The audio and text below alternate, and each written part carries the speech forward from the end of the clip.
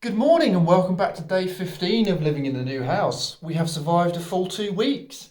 Last night ended up finishing about 2 o'clock in the morning with all the rail issues and everything else, but we made some good progress. I mean, we've got a bit more light now, so you can see where we've got up to. You can see the mouldy patch in the corner I've got to address and the rail that's come off here.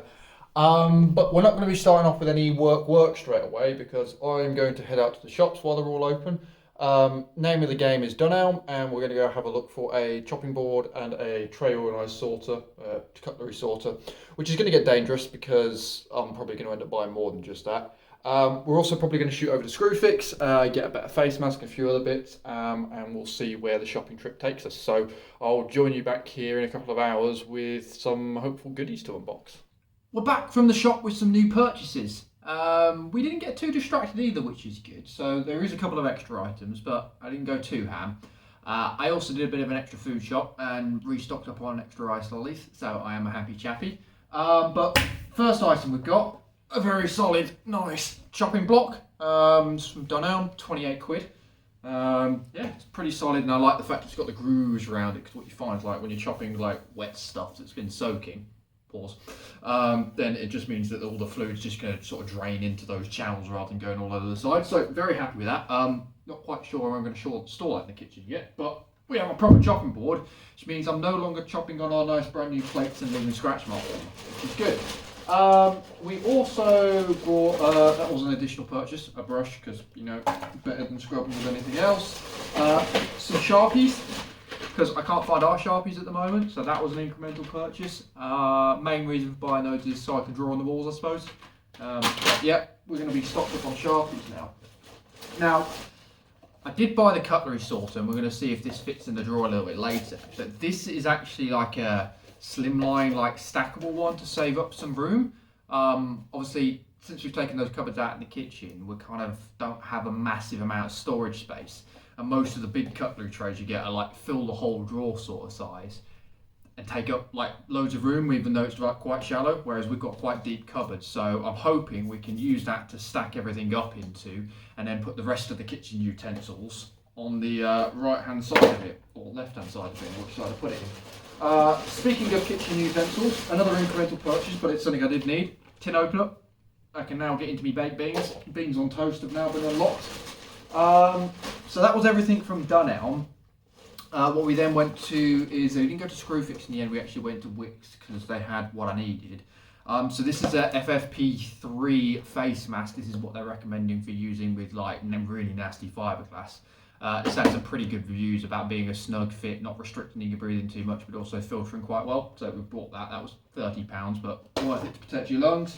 And then finally, because I've needed it recently, and I've only got the big square at the moment, I've bought myself a bit of a sit speed square. So another incremental purchase, but it just means when I need to knock up quick right angles on smaller pieces of wood, we have available. So those are all the purchases. Let's go see if the cutlery tray does what we want it to do. We've got our cutlery drawer, and what I didn't realise as well is it actually comes with markers, because one of the things you do lose by storing them like this is you can't actually see what the utensils are. But we've got it. Let's see if she fits. Pretty good. She fits pretty snug back. And now if we get our teaspoons, they can be launched in there. Next one down is knives. We can drop all of those in there as well. Seems to go further back on one side than the other. We've got spoons, they fit up the front, so let's drop all those in. Teaspoons go up the top there. More knives, because I bought an 8 set, and then a bunch of forks. There we go. Now, if I want to be really pedantic, we can store those nice and neat if we want, but yeah, I'm pretty happy with that. We have a tray teaspoon. That's not one of mine. That can go back to my parents. There we go. But it's not too bad in all fairness. It's okay. It's not like the most neat storage in the world, but in most cases, most people just launch them in. And it now means we have all the room for activities over here to store everything else. There we go. Very happy. Neat little spacing idea.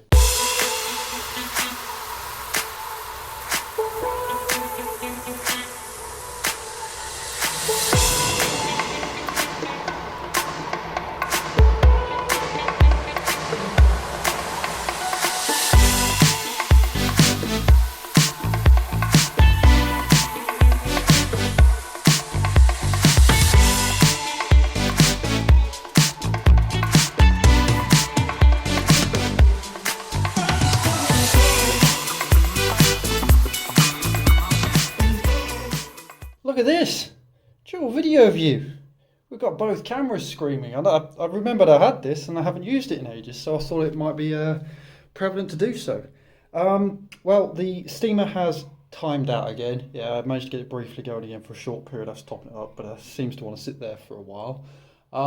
This area's been quite fiddly because the steamer handle itself is a little bit too wide for that, so it's not quite getting the same sort of heat level in there. But hey ho, we've managed to go around all the edges here as well. The paper was actually underneath this plastic, so I had to like chop it off there and just sort of clean up that edge, which I've done along that top edge so far up to about there.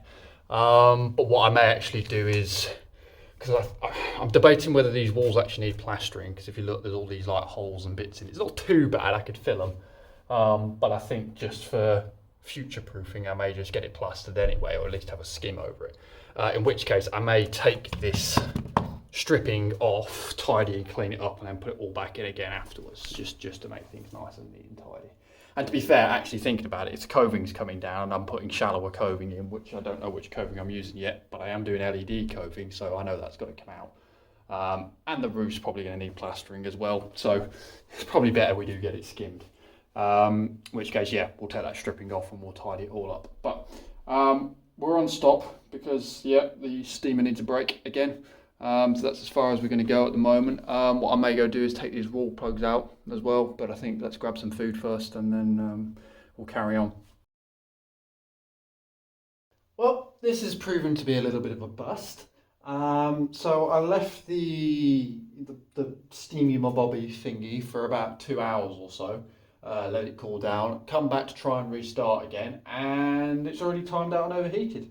So I think it really is causing me issues.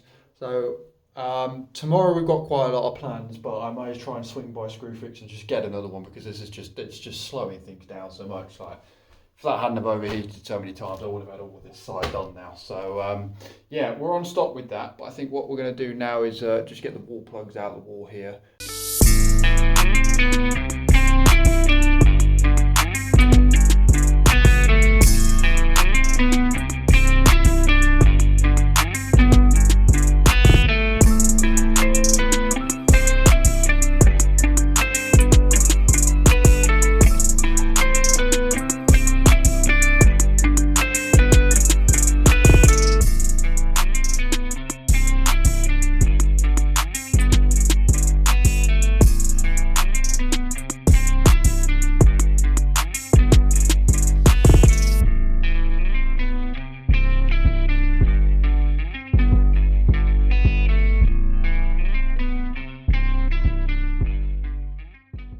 I just realised while I was doing that you guys probably have absolutely no idea why there was so many wall plugs in the wall here.